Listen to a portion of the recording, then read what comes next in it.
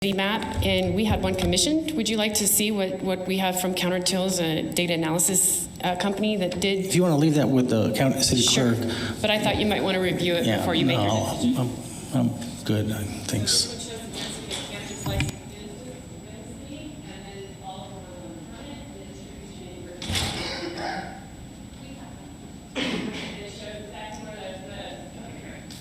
I just wasn't sure if you were able to visualize it on the map. Thank you for that. I appreciate it.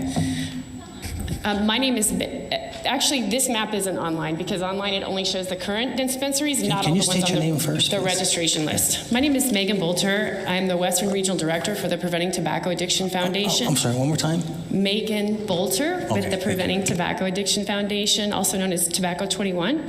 I also am a resident of Las Cruces, and I'm reaching out to you because the City Council has yet to consider, from what I've heard today, is the social and physical determinants of health, which have been decided with public health evidence that increasing tobacco, liquor, and cannabis density also increases youth and adult use in an abusive way. This is not about whether or not medical marijuana is beneficial. That's already decided.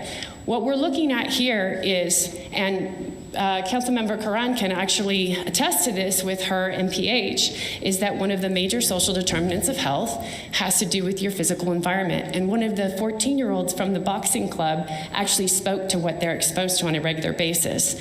A major study published in the American Journal of Addictions found that young adults in neighborhoods with greater density of retail outlets legally dispensing marijuana, whether medical or recreational, had an increased likelihood of daily or near daily marijuana use.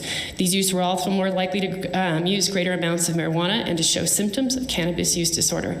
That is not to say that all dispensaries operate illegally or market to youth, but there are some around Las Cruces that offer free samples on billboard right outside their stores. And I will say that I've noticed with High Horse, they actually have very responsible marketing. They do not inundate the public or identify with cartoon icons, that kind of thing, which is also related to tobacco retailers, which shows that it changes social norms and an increased perception of the least amount of harm when you're using these substances. And I'm sorry I'm a little scattered because I saw that my time started well before I was able to give you my name. Perhaps looking at the position from the perspective of residents in that limiting the buffer zone as opposed to increasing it seems to be unduly restricting family residential zones to exposure to retail outlets not initially zoned for such purposes. And on September 6th, you had a woman come up and complain about a storage facility.